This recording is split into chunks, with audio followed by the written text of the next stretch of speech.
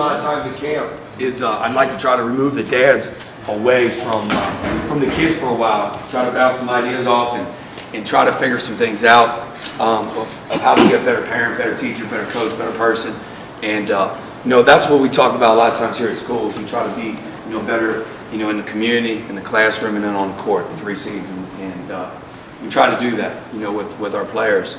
We talk about being committed to another C and communicating, and that's another C. So we always like to stress that stuff. And that's the thing that I want to do with you guys is I try to bring in a speaker. I brought Terry Nelson in, John Brandon, Chris Mack, Byron Larkin last year. So I think these guys give a good perspective. But one thing I will say before I introduce Steve is being a parent now and being a parent for a while now, I would see the major thing I would say about you or about us as parents is when you go to games, the number one thing that I would recommend, encourage, and suggest is say little, say less. Say little and say less. I mean, I can't stand when I go to Landmark or I go to some of these places and there's a dad on the sideline screaming and yelling and telling his kid how to play. It drives me nuts. It drives me nuts because there's a coach over there. There's a coach over there that's supposed to be coaching the kid and telling the child what to do.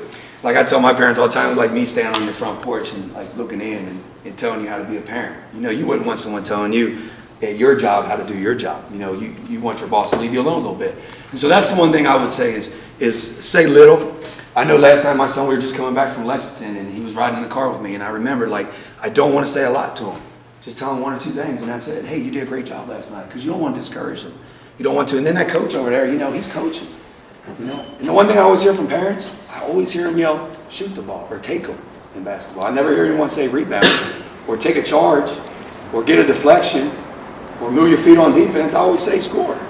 So, those are things that are lost a lot of times. And I think we, being their parents and having a huge impact on influence on them is my biggest thing to take away from this is encourage your son or daughter, no matter what it is, but say little or say less, because I think that's the key. Now, Steve is going to hit on some of those things. I gave him a list of things that we've talked about in the past. He's going to open it up later for discussion. I don't know if you guys know Steve. Steve works for CBS now. If I'm wrong, you got to correct me. Xavier.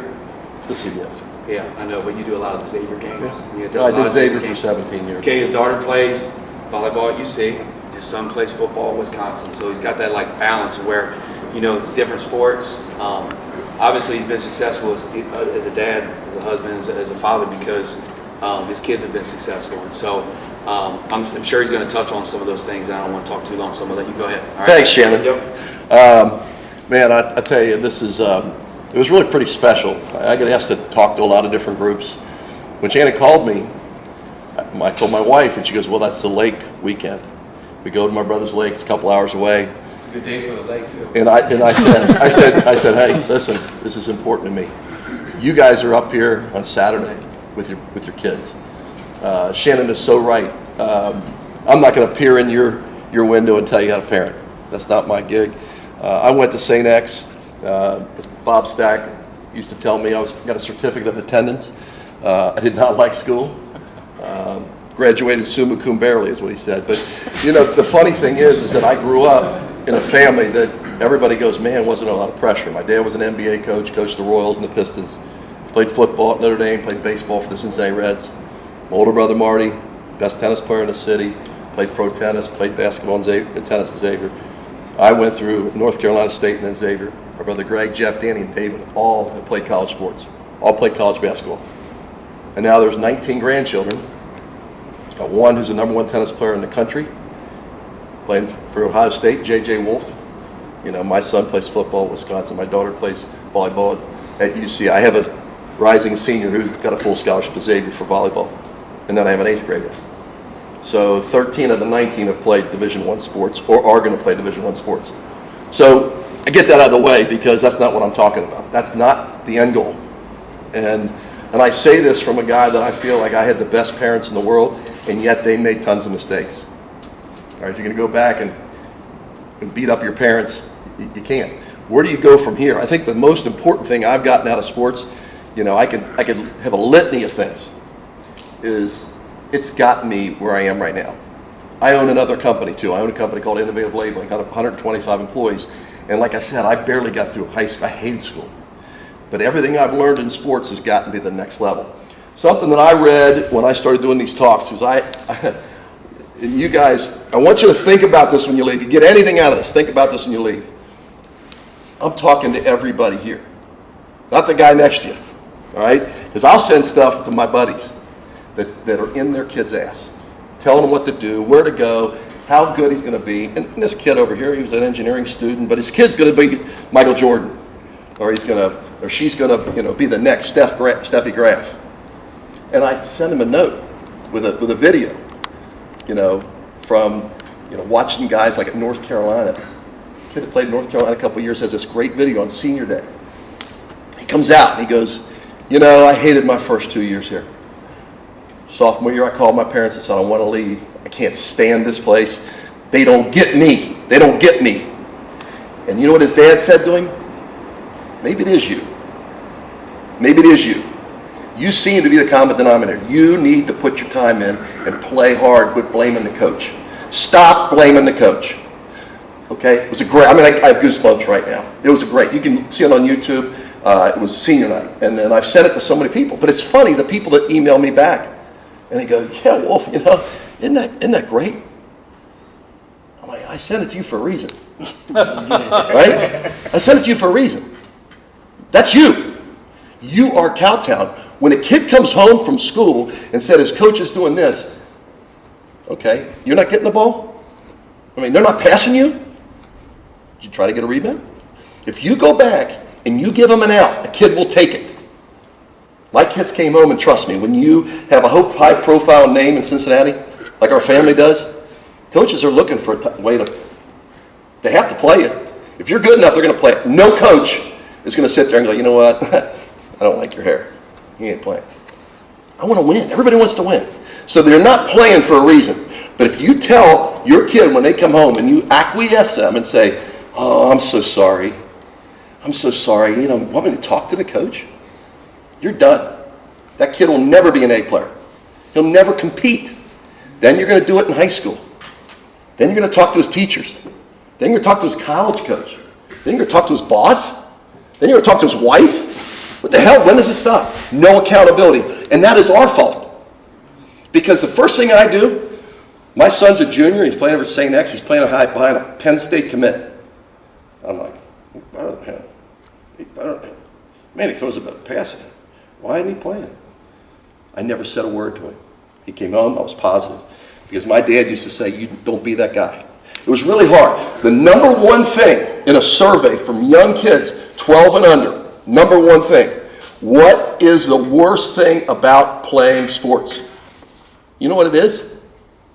Does anybody know? The ride home. Can't believe you brought that up. Number one thing, I was like, oh, damn. The ride home. This is supposed to be fun. This is monopoly to these kids. And you know what? We're making it nuclear warfare. It's monopoly. You're teaching these kids all the wrong things when you make it about winning. If you do the right things and they work hard, Matthew 25, use your talents. You work hard. You take care of your teammates. All right? You look for the positive. You make a commitment. I'm not saying, oh, well, it's a Thursday night, everybody's going to the concert, and you're going to have to skip a workout, an individual workout on your own. You're going to skip. My kids will never do it. Because you start early when they're born. You know what? We sacrifice. I know Luke Bryant's Thursday night. It happened. It just happened. My 8th grade. Dad, you got tickets. I know. Mom and I are going to go. I got 2 extra tickets, but you can't. You got to work out tonight, and then you have an early practice tomorrow. You're not going to get home until 11:30. So it's one of those things that's so important. The ride home, think about these kids, these little kids.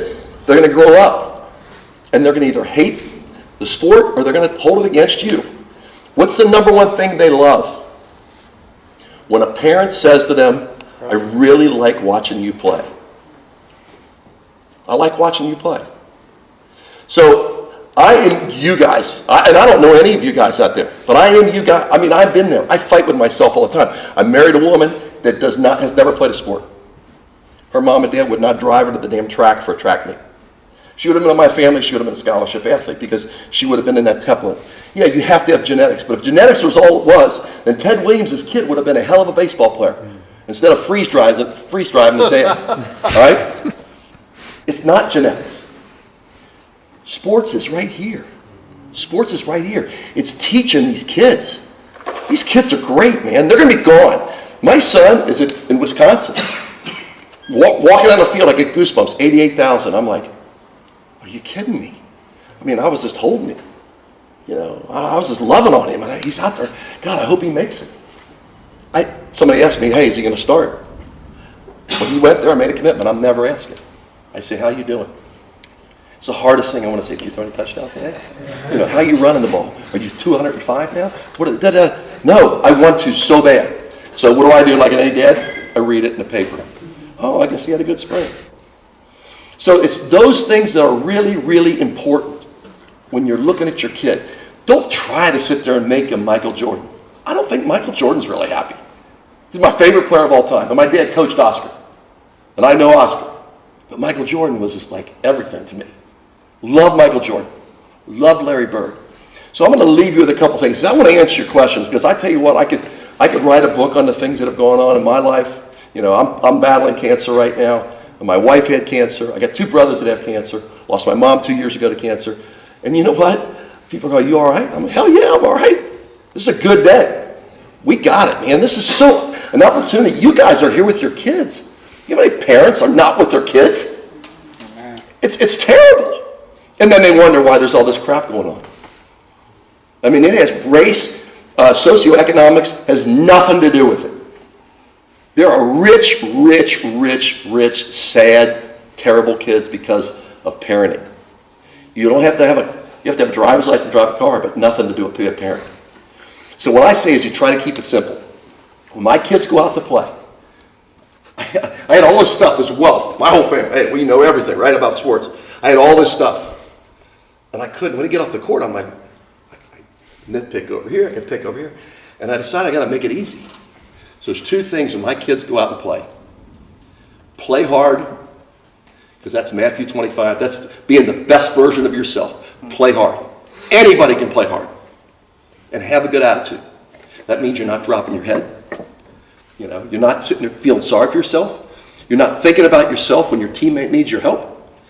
Play hard and have a good attitude. And if you ask my kids, you know, if they're in the stands and they're playing hard, I'll give them a fist. They'll look at me. You do not talk about what they're supposed to do. Give them a fist. I remember when we were playing back in the day, we were 15-0. We had a really good team. We were playing over at Roger Bacon and Hep Cronin. I love Hep Cronin. He was never the legend that he is now because of Mick. He's a great guy. But he put a boxing 1 on me. My coach said, hey, just stand there. I'm like, well, isn't that doing what they want me to do? Stand there? I stood there. So I get in halftime, and my dad's looking at me. He doesn't say a word, and he goes like this. And I was like, oh, man, I didn't do anything. So when I came out, I said, I'm going to do whatever the coach tells me, but I'm going to do it hard. I'm going to get every rebound. I can still be out here and rebound. So I'd be off the side. I played a box of 1. I'd try to get every rebound. And I came out, and I had 7 points, the least amount of points I ever scored. Walk out and to see my dad. I'm scared. Because my dad never did that. This or this, and then this. And I always wanted this. I walk out and he goes, that is the way I want you to play.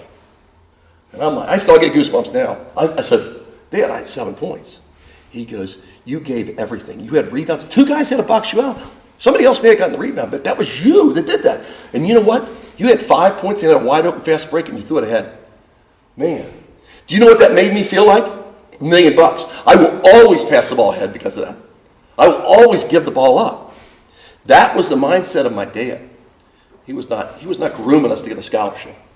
I'm going to say this. All 6 of us, the boys, the way my dad raised us, I'm just taking everything he had and I add a little bit more technology now. I work out with my kids, but I don't micromanage. As soon as they get to 8th grade, they're on their own. We go on vacations with my wife's family, and they're all smart academic people, and we're on the beach working out. We get it done before 9, and we're finished the rest of the day. Do whatever you want. So I add that. But I'm going to tell you this. There's 6 boys in my family. All 6 own their own business. All right? All 6 have successful marriages. And all 6, so far, have pretty decent kids. It's all from sports. I am married for 23 years to my wife. Got through her bout with cancer when she had a 23-centimeter tumor in her lungs. Sports got me through it. I knew how to, I got this. You're setting the table for your kid. I don't care how smart they are. Have them be the best version of themselves. And I'm telling you right now, you're going to look back on it. You're going to feel better about yourself. Because I guarantee when you're sitting there yelling, you know it. And you get in the car and you're like, why did I do that? Why did I do that? Because you think about that. Never talk to the coach. I've never talked to a coach. I got one left who's going to be a freshman in high school. Never talk to the coach. I told my wife, God love her, I said, you're not involved in sports. You cheer him on. You cheer them on. I said, you can set up the party, you can set up the carpool. We don't talk sports with them. We don't talk sports with the other parents. And we sure as hell don't talk to the coaches. So I hope that's helpful to you, because I'm telling you right now, the recipe for success is very simple. I'm very good friends with a kid, and I'll leave you on this last note. I'm actually a confirmation sponsor for this kid. His dad and I were best friends, still are. We were out Thursday night. Jonathan Hayes, who was coach for the Bengals, his son and my son, his son's Jackson Hayes. They played grade school together. They moved to our parish when they moved into town, so because Chase and Jackson were really good buddies. Jackson went on to Moeller and never started a basketball game. His dad never said one word. His mom was an All-American at Drake. Dad was an All-American football player at Iowa. Dad's got a Super Bowl ring, never said a word. Doesn't start junior year, they win the state championship. Summer, he gets offered by a bunch of schools. Senior year, he averages 11 points and 10 rebounds. Watch this Thursday. He will be a top 12 pick in the draft. And he's still a freshman, and he's not even 19 years old. Parents just shut their mouth. They didn't get involved. And so at the end of the day, when they're done, man, the success this kid's got is all his. It's not his parents. Parents never made a call. His parents weren't telling him to shoot. They sat up there as much as they wanted to bitch, because he probably should have been playing more. But he didn't. It is a beautiful thing at the end of the day. So if you guys, if you have any questions, I mean, I can talk to you about recruiting. I can talk to you about, programs to get in. I'm going to tell you one thing, that the best program in Cincinnati, I think, is the Friars Club. I was on the board there for many, many years. All 4 of my kids played Friars Club. I got Jackson to play Friars Club. The coaches there care. They're not there for the wins. They're there for the kids. It's great. There's a lot of diversity. So if you're in the suburbs and you go downtown and you see different people, you see people of different socioeconomic classes. I think it's awesome for kids. And who runs Annie Timmons is just a gem. Mm-hmm. So that's a beautiful, beautiful program. Does anybody have any questions? Where do I get information about the program? Friars? You can just go friars.com. You know what? .org. Yeah. Annie Timmons is the lady who runs it. And what they do, I mean, we had on our team, on my son's team, Chase, who plays at Wisconsin, Jackson, who played at Texas, Javon Hicks, who plays now football for UC, CJ Fredericks, who's playing for Iowa for basketball. We had and those were guys that went down there and played. And what you do is it becomes more understand. It's a learning process for these kids to say, hey, we're all the same. Sports is a great equalizer. All right, all the crap that goes on in this world, if everybody played sports and had a play right next to somebody that was a different religion or different nationality or different race, life would be good. I mean, I grew up, I was a minority. I was the one guy. I was like, hey, my name is Woo. They call me Woo. Every time I see anybody 6'5" and black, I think I know him. That's what I did. I mean, that's what I did. Still, to this day. Shannon will tell you, it's the greatest thing I've ever done. I'd go back in a heartbeat to those guys. Those are my guys. But I would never have gotten it if I stayed at my own grade school in Kentucky. I lived in Kentucky. So. And if you guys have any questions, direct them to Shannon. I'll respond to any one of them, because this is a big passion for me, because I just believe that the most influential people are not the phones. It's not TV. It's what you do, My dad used to say to me, Steve, your actions are speaking so loud I can't hear what you're saying.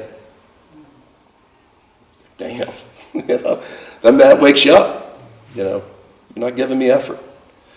And effort anybody can give. So no matter what level your kid is, they can give you effort. And I think that's important. Anybody else? Well, I appreciate it. I'm going to tell you, I ended up driving here 2 hours today from being at the lake because of his daddy. All right. Shannon's quite a bit young. You're a lot younger than me. What are you, 44? So I'm 16 years older than Shannon. So when we got out, I got out of college, I used to play, Tyrone Hill and Chris Mack. We all used to play together, but that was when I was old. And we all hang out. My brothers and I would go play games over in Kentucky. And Shannon's dad would be there. I mean, this is after college. Watching this kid. Couldn't get enough of his kid. Never said squat with a mouthful. But you know what? Every time I went to a game and Shannon was playing with us or against us, I'd go over to his dad. And this thing is so important, what you guys are doing. And I think you need to give yourself a round of applause because this is awesome and this is what it's all about. So thanks so much.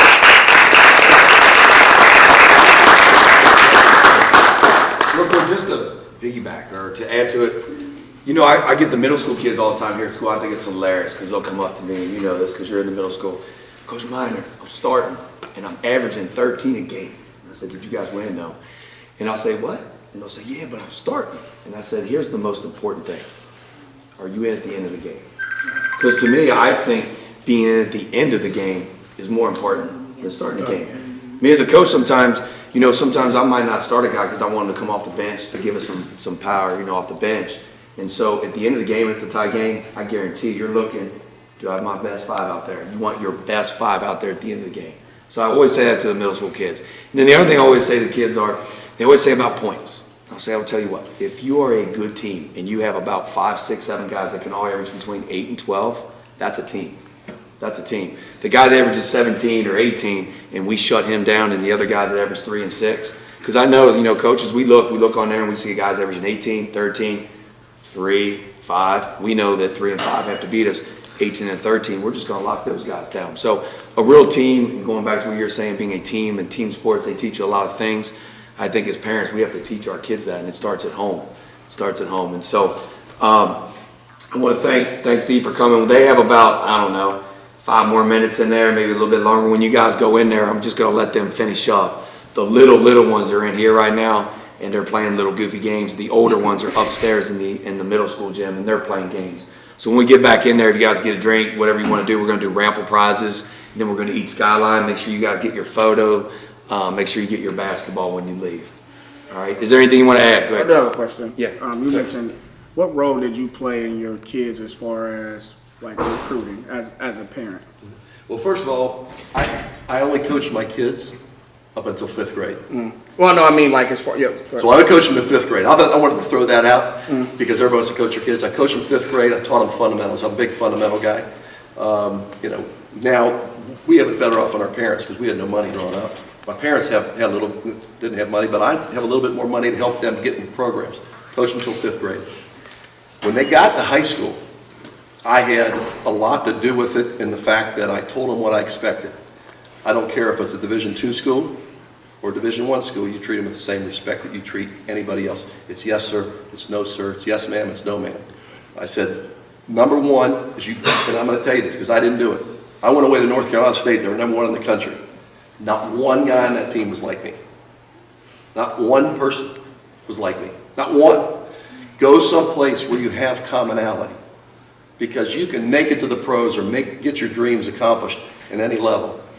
So that's important. The part that I had was very hard for me was it said, you got to call those coaches tonight because they would now everything's on DM. It was really hard. So my son had over 40 offers and I'm like, you got to make this decision. It's different than boys and girls stuff. Football and basketball are way different than women's stuff. Women's basketball's a little bit more on the up and up on that. But you've got to call these people back. So when my son made his decision, Mike Dyer from the Enquirer, and everybody's calling him 24/7 and all this other crap that means nothing. They're calling him saying, I heard you're making a decision. He goes, he would not answer the phone until he called every school that offered him and talked to the coaches. And now in football, there's like 3 coaches. So 1 o'clock in the morning on a Saturday morning now, he called the Enquirer back and said, okay, now I've committed. It's just everything you do with sports is teaching. I could have made those calls back. I could have gotten involved and talked to the coaches. Like Coach Muschamp from South Carolina calls me or texts me and he goes, I wanted to talk to you about this. And I say, Chase, can I call? I just want to make sure I'm okay. Are you good? Where do you stand? Yeah, they're on my list. I'll call him. I'll talk to him. What about this and this and this? I'll tell you, this is in the last note here, is that Ryan Day was the offense coordinator at Ohio State. And I get a text from Chase, he's at school, and he goes, Dad, Coach Meyer was in today. I said, you've already committed. I guess I know I told him that. He said, but they want to talk to you. And I said, you've committed. Has anything changed with you? He said, no. I said, I'll talk to him. So Ryan Day, your dad called me. I called him up. I talked to him for an hour. He goes, he wouldn't want to play in his own backyard. I said, he made a commitment. That means something to my kid. You ought to back away. And he got it. Ryan Day got it. But it was one of those deals where I'm like, I don't know, at 17, 18, if man, I would have said, my son gave up all the Under Armour camps so he could play 7-on-7 at St. X with his guys. I said, don't you want to get another star? He goes, Dad, I'm already committed. I go, no, that's not it. Don't you want to get a little more pub? He goes, that's the way I would have been. He goes, no, Dad, I'm already committed. I'm committed, and I made my decision. Recruiting is an interesting bird. Same with Shannon. Get a hold of Shannon if you need something. Be more than happy to help you out. But this is a 4-year period of time to get your degree and to meet people, different people, and people that are going to be your friends the rest of your life. My college buddies, my buddies the rest of my life. It's a great experience, but it sucks for the kids. It's no fun for the kids. So don't live vicariously through your kid. And I was like, okay, don't even tell me what. And they'll send you so much stuff in the mail, and calls, and it's ridiculous. It's an accomplishment. All right. Thanks again. Thank you. Appreciate it.